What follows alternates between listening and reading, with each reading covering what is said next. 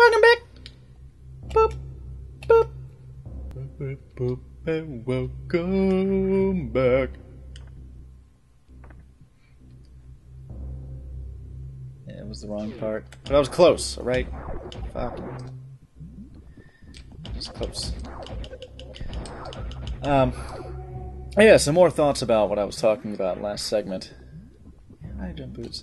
Backtracking, while it's often bashed as being a thing of poor game design or artificial padding, it's not.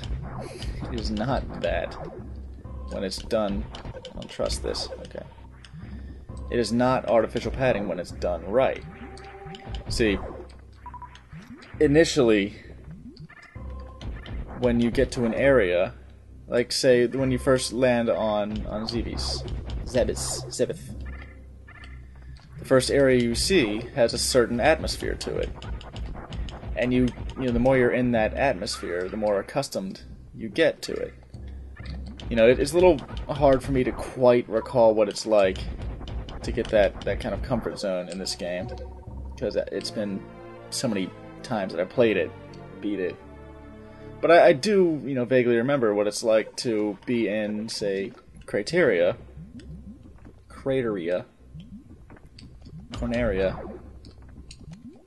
Caltrips, and moving on to a different zone and being like, oh shit, what's up with this new zone? And you have certain minor levels of little gamer anxiety and kind of fear and respect for the new place, because you're like, oh, this is all so unfamiliar. What monsters am I going to face here? I call them monsters? I mean, just alien life forms. Whatever. Monsters. Look at him. He's made of fire. Not the seahorse, but the little crawly guy. Look, he's flames. I think. It's nuts. Maybe it was just fur, but I don't know. But yeah, the backtracking throughout a small region, it gives you a certain comfort level with that area. Like, I so far I've been kind of going from one area to another fairly quickly, but when you're first playing the game, you get very used to a certain space. Like, say, let's use just Norfair as an example. You first come down to Norfair here, right? And I showed you guys, you know, the kind of normal sequence of events that you'll likely engage in when you first get here. You know, you'll try that couple of doors and realize I can't really do much with that, and you'll make a mental note, like, oh, I can't do that room until I do something else first, and oh, I can't do that room until I do something else. And you get the high jump boots, and you go back up the stairs, go to Brinstar, do your thing there. You come back down here, you're already familiar with that first little region of Norfair, right? So you're not, like, intimidated by it. You know, you're comfortable with it because you know you've been here before, you know you can handle what's here. And that's kind of another thing about what makes this game so much better than the first one, because it's not an arduous task to have to come here. You know that you can handle here because the enemies are your level, so to speak. They're not a major threat to you. But you go up and you get the Varia suit from beating Kraid, you come back down, suddenly you have access to these hot areas. Coming to these hot areas is stepping out of that comfort zone that was established. So backtracking through an area, it gets you familiar with it. You get used to the atmosphere of it, and you know, like I'm saying, you get that it's a comfort zone.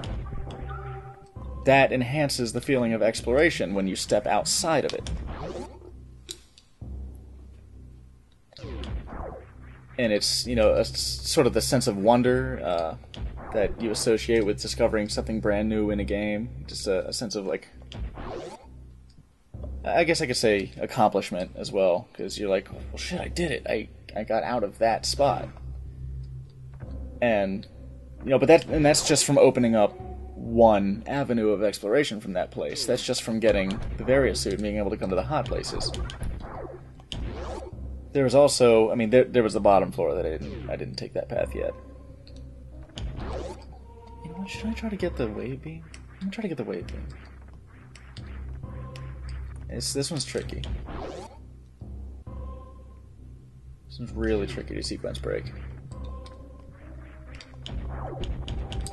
Here I am talking about like doing stuff all the right way and going and sequence breaking shit. Oh man, I shouldn't. Wait, hold on. Is this? What is this?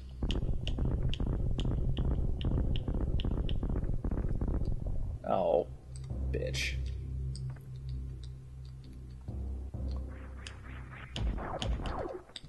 Try it anyway. Yeah, from one avenue of exploration being open to you.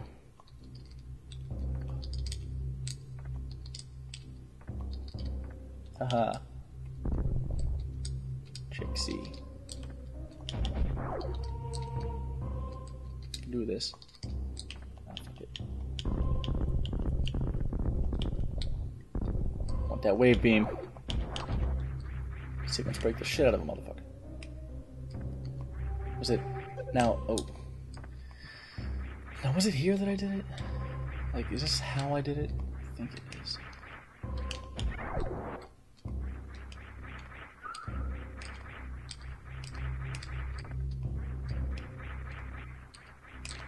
Oh, yeah, okay. Pretty sure I can do this.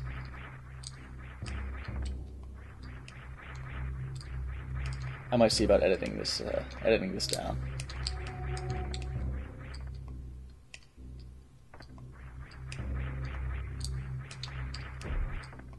Do this.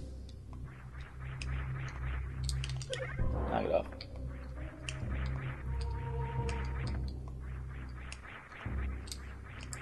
Yeah, I'll take this opportunity to keep on flapping my gums about backtracking and stuff. And a backtracking apologist.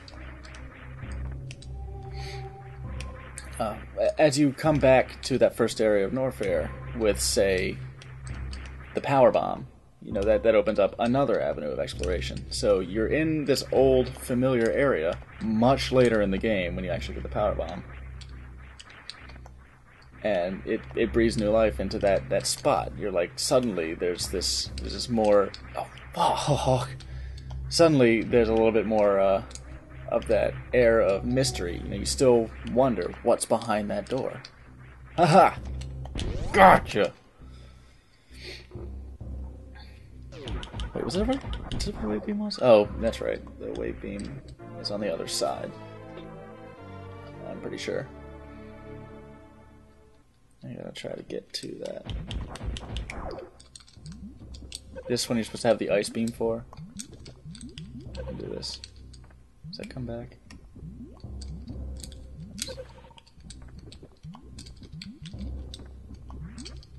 Oops. Got it.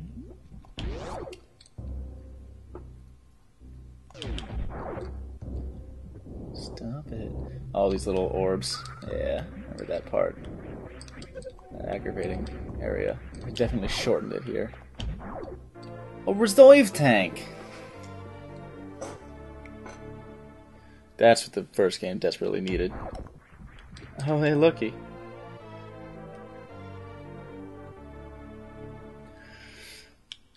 Yeah, I don't know. I just like...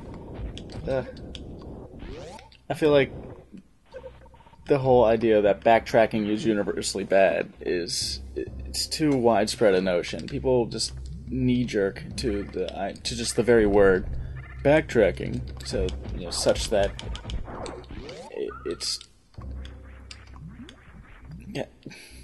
to be redundant here. Just it's in the damn it. All right. Okay.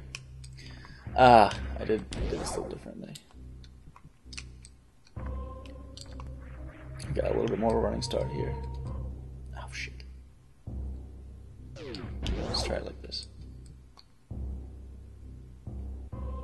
not hit? Oh. It's hard to time the actual jump button because of how long the screen... Oh. Because of how long the screen stays frozen. You only have a second. Just a little moment. Yeah, you can't nail it while the door's closing.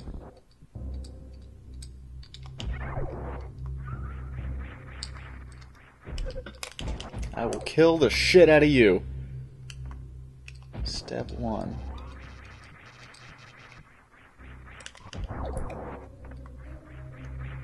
Yeah. Yeah. I kind of like the fact that you couldn't see him get hit. Oh shit. I lost my spin.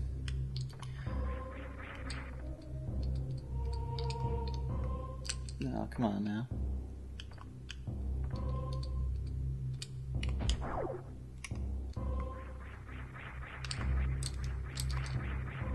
What up? Bitches? Who needs a grappling beam? This one... What was up with this one?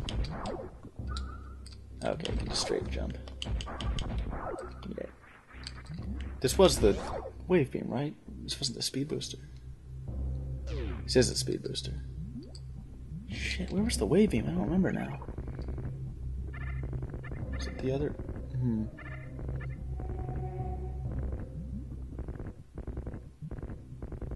It's all just sort of nebulous up in my brains. Give me that. Vroom vroom. Yeah, this game has minimal text. A friend of mine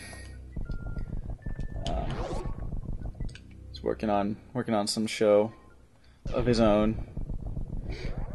You know, I have a YouTube name, Crits Krieger, I believe. You know, that's his Twitch name. I think his YouTube channel is going to have the same. It's Crits Krieger, and he's going to be doing like an in-depth analysis of various game tutorials. And this game, we were talking about it, this game came up because of the way it conveys necessary information. Like, text in game tutorials is not a universally bad thing. Like, I've worked with some people who've looked at it that way. Like, try to avoid text just like the plague. And it's not necessary to avoid it entirely. Just don't overuse it. You know, it's better to teach the player what the hell they're doing by having them do. But this, for example, select missile and press the Y button. You know, you can't expect them to know how something complicated works. Especially, it's more true for newer games than it is for this. Ooh, shit.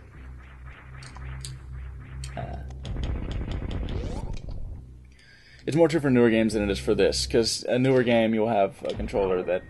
Oh, that's the fucking wave beam. Yeah, I'm gonna wave them. Who needs a grapple? Pow. Pew, pew. It's a little hard to talk about straight tutorials when I'm secrets breaking the shit out of it. Did I mention that before? I may have mentioned that before.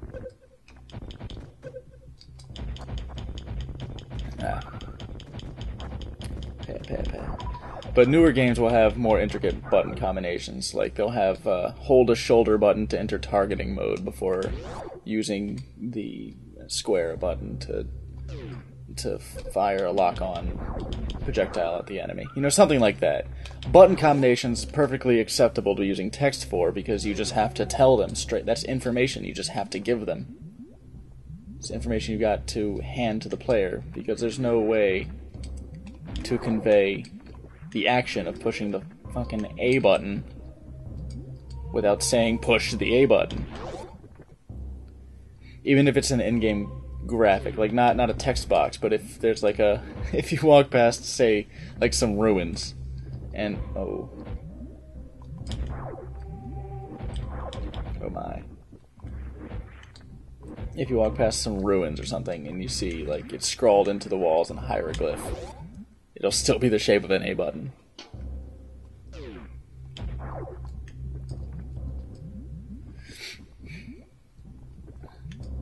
Oh, more on this in the next segment, I suppose.